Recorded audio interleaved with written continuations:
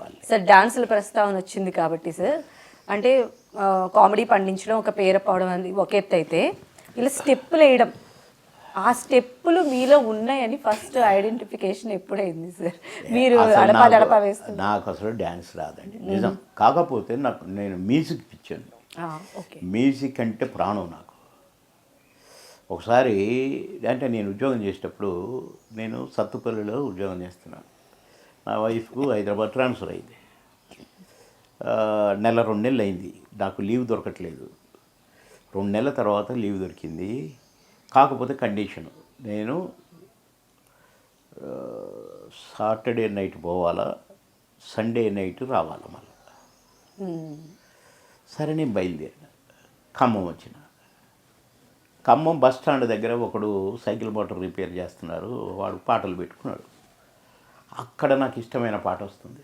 నేను బస్ స్టాప్లో నిలబడాలి అసలు అయితే బస్ స్టాండ్లో. నేను బస్ స్టాండ్ గేట్ దాకా వచ్చి ఆ పాట వినాలని లైలా ఓ లైలా పాట వస్తుంది. ఆ దాంట్లో జాజ్ ఉంటుంది.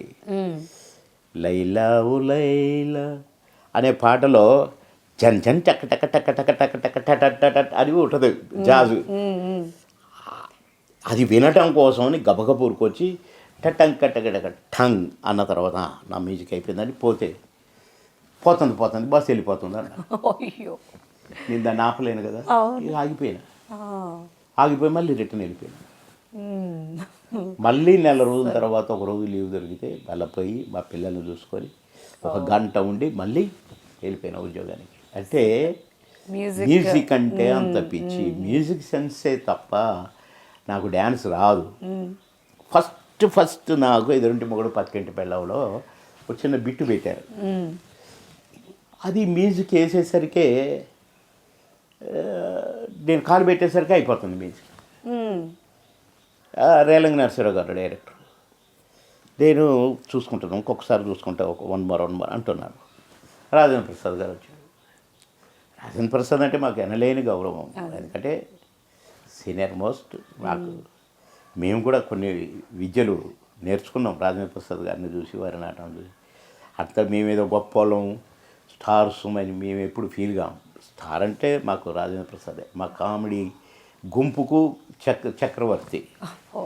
మా గుంపే అనేది రాఘవేంద్రరావు గారు, అరే గుంపు రండిరా అనేది. మేము గుంపు అంట. ఆ గుంపు అని పేరు పెట్టేది రాఘవేంద్రరావు గారే. అదేది పెళ్లి పందిరి షూటింగు, మేమంతా ఒక దగ్గర కూర్చునేవాళ్ళం. అరే గుంపు రండిరా అంటే గుంపు బడబడ వచ్చేది. ఇక గుంపు అట్లా కదలండి, ఇటు రండి, ఇవన్నీ. అట్లా మా గుంపుకు చక్రవర్తి ఆయన నాకు వచ్చి, తమ్ముడు ఇక్కడ కాలు పెట్టు, రెడీగా ఉండు, సౌండ్ చక్, అది అన్నమాట. అర్థమైందా నీకు అన్నాడు. ఓహో ఇదా, ఓకే అన్న, సరే ఒక టేక్ చేద్దాం అన్న అని కరెక్ట్గా చక్. ఇప్పుడు ఆ షాట్ మీరు చూస్తే ఎంతో ఒరిజినల్గా, ఎంతో ఎక్స్పీరియన్స్డ్ చేసినట్టుగా ఉంటుంది. అది ఎవరి కోసం ఈ అనుకుంటున్నా అక్కినేలాగా నడుచుకుంటూ ఆ తాడు షాలు వేసినట్టు వేసుకుంటా అప్పటికప్పుడే. ఎవరికో అది అసలు అప్పటికప్పుడే నాకు కాలు ఇట తీసి పెట్టి ఆ మ్యూజిక్ కరెక్ట్గా పెట్టడం చెప్పిండు. కానీ లైక్ దట్ రాజేంద్రుడు గజేంద్రుడు ఫుల్ సాంగ్ మ్యూజిక్ ఒకటే షాట్ పెట్టాడు ఎస్వి కృష్ణారెడ్డి గారు, ఒకటే షాట్లో చేసేసిన. ఎట్లా చేసినో తెలియదు. మాయలలో అంతే, 3 రోజులు చేయాల్సిన పాట 2 రోజులనే కంప్లీట్ అయింది. ఎట్లా చేసినామో మాకు తెలియదు, ఏం చేసినామో మాకు తెలియదు. ఎప్పుడైనా ఒక రిహార్సల్ నో టేక్ అనేవాడు. అన్ని షాట్లు ఒకటే టేక్, అన్ని షాట్లు ఒకటే. స్టార్ హీరోయిన్ సౌందర్య గారి పక్కన చేసినప్పుడు ఇక అది పరాకాష్ట అంటాం కదా. ఆ హ్యాపీనెస్ 365వ రోజు సెకండ్ షో.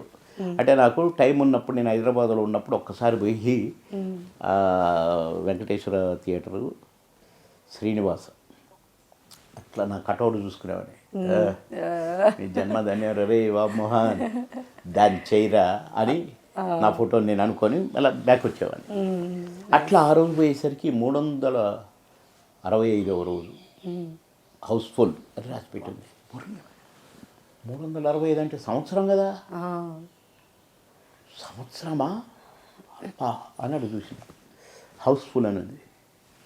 ఇటు చూసుకున్నామా, గొడుగులు కొత్తగా పెట్టారు, ఇద్దరం గొడుగులు వేసుకొని ఎట్లా 365వ రోజు అటు పోయినా. పోయి చూస్తే ఇక షార్ట్ కట్గా చెప్తా, ఏమైనా మేనేజర్ ఇచ్చినారు, ఏమైనా హౌస్ఫుల్ అంటున్నావు, 365 రోజు అంటున్నావు, హౌస్ఫుల్ ఉంటుందానే 365 సంవత్సరానికి అంటే, చూడండి సార్ పోతుంది చూస్తుంది సర్ప్రైజ్ పాట స్టార్ట్ అయిపోయింది, గేట్లు తీశారు, జనం మొత్తం నిండిపోయారు, పూలు కలుగుతున్నారు. 365 రోజు పాట అయిపోయింది, మళ్ళీ వచ్చిన వాళ్ళు వెళ్ళిపోయారు. మళ్ళా ఏంటండి ఇది మేనేజర్ గారు, నేను అనవసరంగా మిమ్మల్ని తిట్టాను. ఏ పర్లేదు సార్, నేను నవ్విన కదా, నేను నవ్వుకున్నా మీరు తెలుసుంటే, ఇప్పుడు మీరు చూసినాక అర్థమైంది సార్, ఇంకా 100 రోజులు ఆడుద్ది సార్, ఇట్లనే ఆడుద్ది హౌస్ఫుల్. ఈ షాపులలో హోటళ్ళల్లో పనిచేస్తున్నంత టికెట్ కొనుక్కొని పోతారు సార్, ఈ పాటకు మాత్రం వచ్చి చూసుకొని పోతారు sir, first show second show ఇంతే ఉంటుంది, ఇంకా 100 రోజులు ఉంటుంది సార్ అన్నాడు. పాట ఒక కమెడియన్ చేసిన పాట. ఒక కమెడియన్ కాదు సార్, లెజెండరీ కమెడియన్. కమెడియనే కదా, అప్పుడు కమెడియన్, హీరోని కాదు కదా. yes. కానీ ఎందరో హీరోలు, ఎందరో మహానుభావులు, అలాంటిది ఒక కమెడియన్ చేసిన పాటకు అంత పేరు, అంత క్రేజ్ అంటే మా అదృష్టం కాదండి. అంతే. మాకేం తెలియదు, మాకేం రాదు.